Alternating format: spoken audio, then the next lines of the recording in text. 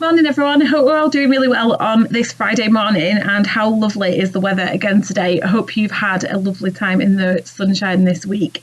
We're just going to finish off our week of English work by creating a wanted poster for a character in the story. So for the week, you have been finding out all about the adventures on Mud Puddle Farm, and you've been introduced to all the characters. And in particular, you've been introduced to Mossop, who is a very lazy farm cat who is supposed to catch mice and rats on Farmer Rafferty's farm. But he always falls asleep and spends most of his time sleeping on Farmer Rafferty's tractor. So chapter 2 moves on to telling us a little bit more about Farmer Rafferty's farm and what Farmer Rafferty likes to do. But as Farmer Rafferty went into the old tumble-down barn to fetch corn from the corn bin, he suddenly stopped singing because he was so cross because he managed to find some mice and rats. All the animals crowded around the barn to find out what was the matter. They found Farmer Rafferty standing by the corn bin holding a mouse up by his tail. And he was so cross with Mossop. "Have we or have we not got a cat on this farm?" said Farmer Rafferty in a nasty, raspy voice that he kept for special occasions. Farmer Rafferty was not very happy. And at that very same moment, Mossop wandered into the barn, yawning his head off. And Farmer Rafferty shouted, "Everywhere I go these days, there are mice or there are rats. There are mice in my barley sacks, there's rice in my roof, and now there's rice in my corn bin. I've warned you before, and this time I have had enough. If you aren't up to the job, you will have to go, and that is it."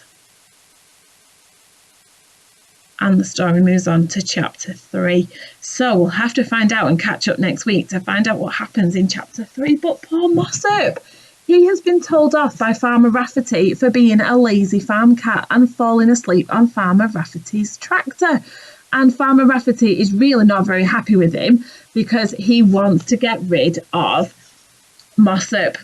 So poor Mossop, he ends up shouting at him, and he uses a very stern, nasty, raspy voice to tell Mossop that he wants to get rid of him off the farm. So I want you to today create a wanted poster for a new farm cat. So Mossop is going because Farmer Rafferty is not very happy with him. So I want you to create a wanted poster for a brand new cat to work on Farmer Rafferty's farm. So here is an example of a wanted poster. You can do your poster however you want to do. If you want to do it on a piece of paper, that's fine. If you want to log into Purple Mash and find a wanted poster template, you can do. If you go to Tools and then to do either the blue pencil or the green pencil that we've used before, there is a wanted poster in there. You could always use Purple Mash to create your poster.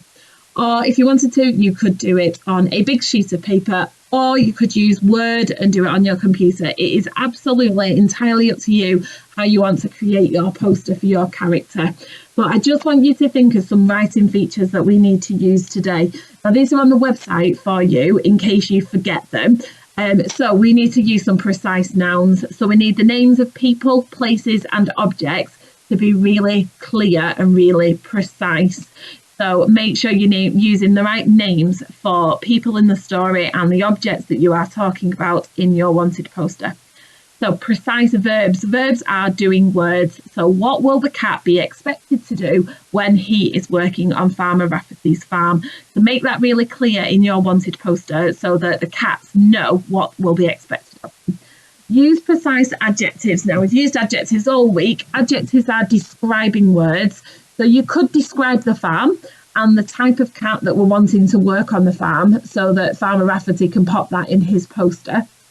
So make sure you're using some really good description to describe the type of cat that we want.